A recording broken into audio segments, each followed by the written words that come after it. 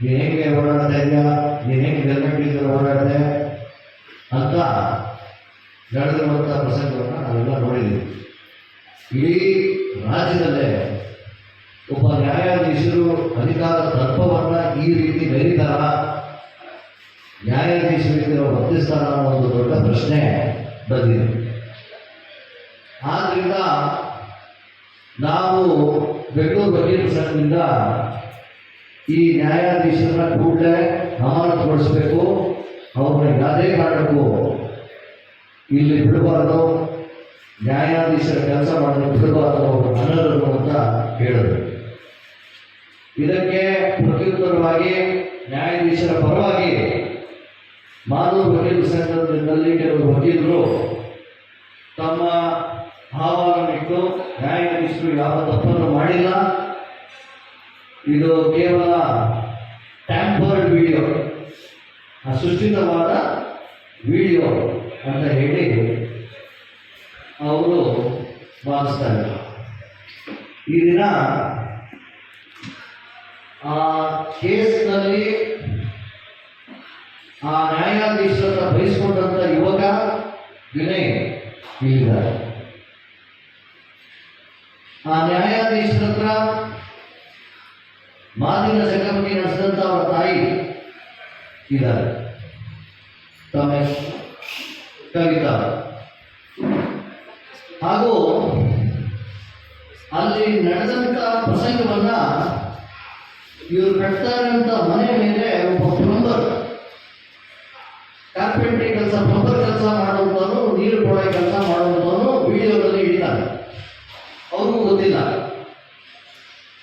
ಅಲ್ಲಿ ಎಲ್ಲಿಂದ ತೆಗೆದಿದ್ದಾರೆ, ಅದು ಅವ್ರ ಮನೆ ಕೆಲಸ ಮಾಡ್ತಾರಂತ, ಇವ್ರು ಮನೆ ಕಟ್ಸ್ತಾರೆ ಅಂತ ಲೇಔಟ್ನಲ್ಲಿ ವಿಡಿಯೋದ ತೋರು. ಹೇಗೆ ನಡೀತದೆ ಅಂತಂದ್ರೆ, ಆವತ್ತಿನ ದಿನ ಈ ಹುಡುಗ ಹೋಗ್ತಾ ಇರ್ತಾನೆ, ಒಂದು ಗಾಡಿ ಸ್ಪೀಡಾಗಿ ಬರುತ್ತೆ.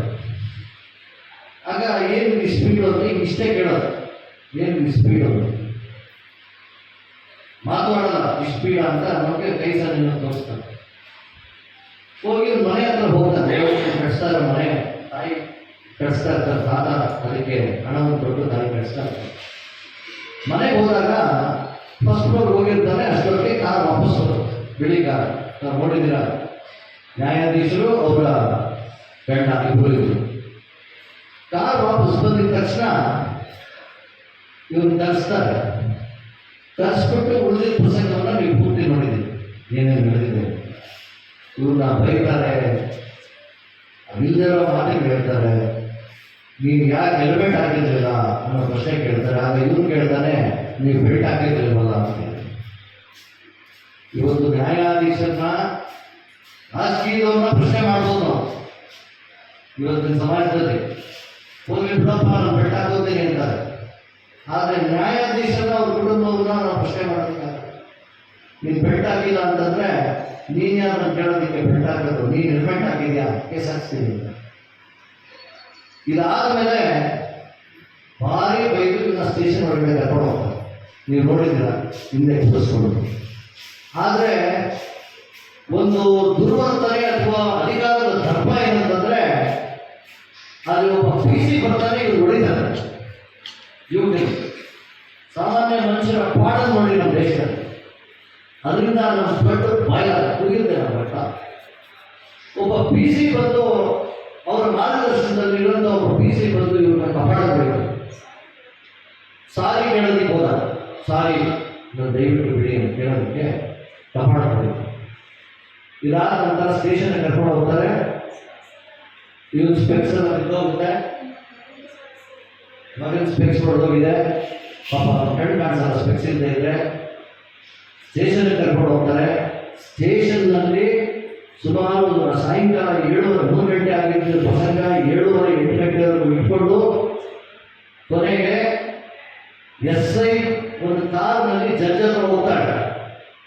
ಏನು ಮಾಡಬೇಕು ಇವ್ರನ್ನ ಅಂತ. ಇವ್ರ ತಾತ ಕೋರ್ಟ್ನಲ್ಲಿ ಕಾಯ್ತಾ ಇರ್ತಾರೆ ಜಡ್ಜಿಗೆ ಕ್ಷಮೆ ಕೇಳೋದು.